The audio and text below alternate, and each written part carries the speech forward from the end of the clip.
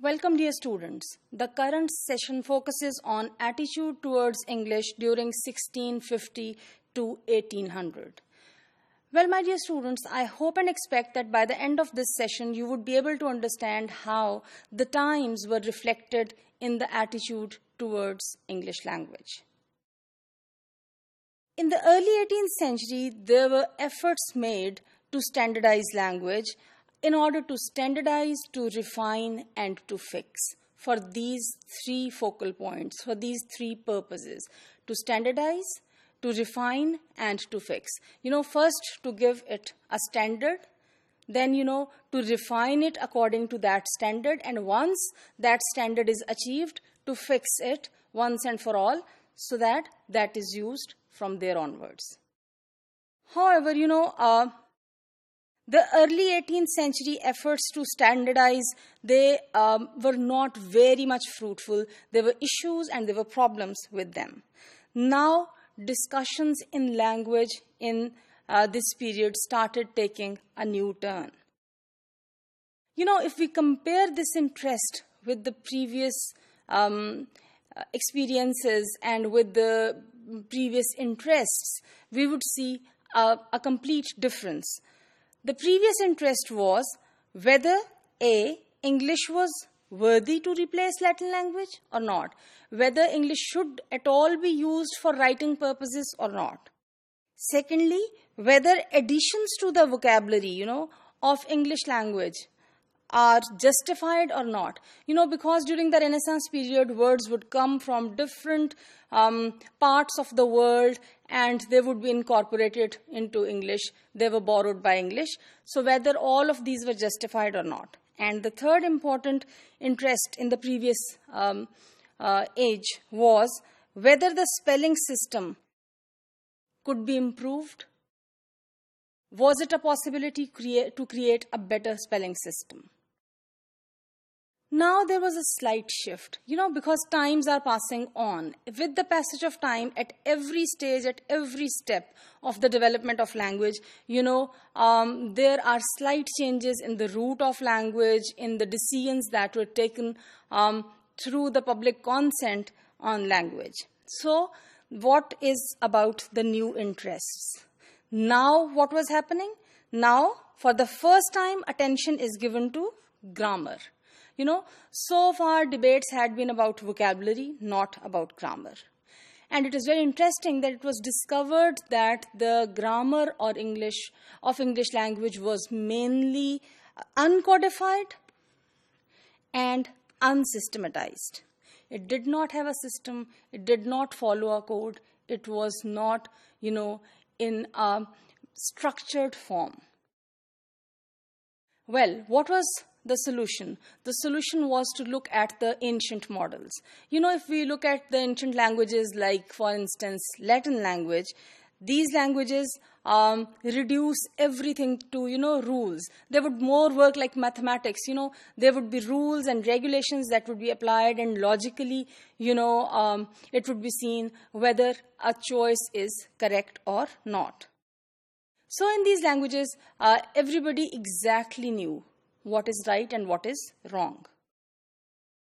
But when it came to English, and when, if we look at the English that was being spoken, that was being used by people, the common people in their everyday lives, there was such a huge variety in it in terms of semantic and syntactic choices, also the differences based on vocabulary.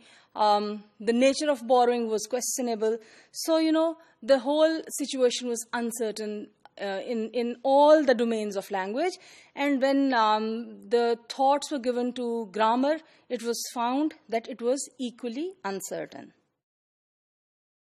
So, everybody would speak the way one would speak, and people would, actually learn a language as they would learn how to walk. It would come automatically.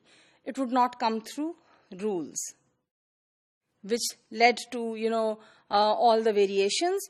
And also because, there were people with different kind of educational backgrounds.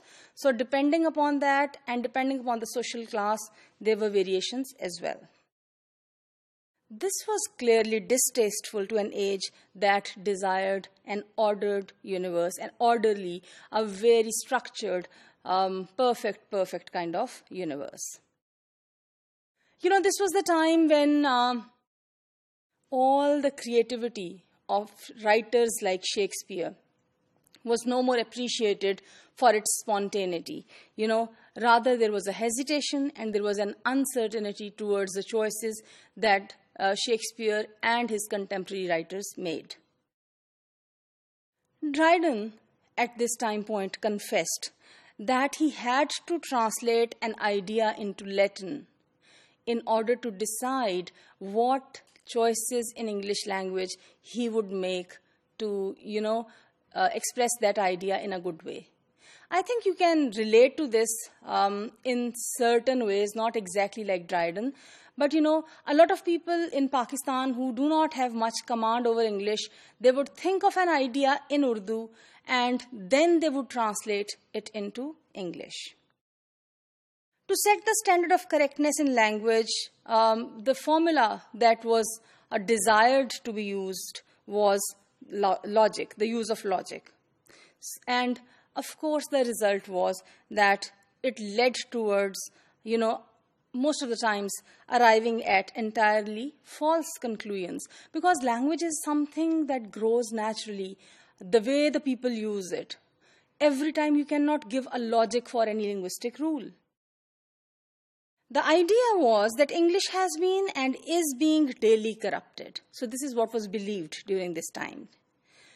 The second strong belief that automatically led these people to work on it was that it needs correction and refinement. And people desired to fix the language permanently. After all, its flaws would be removed.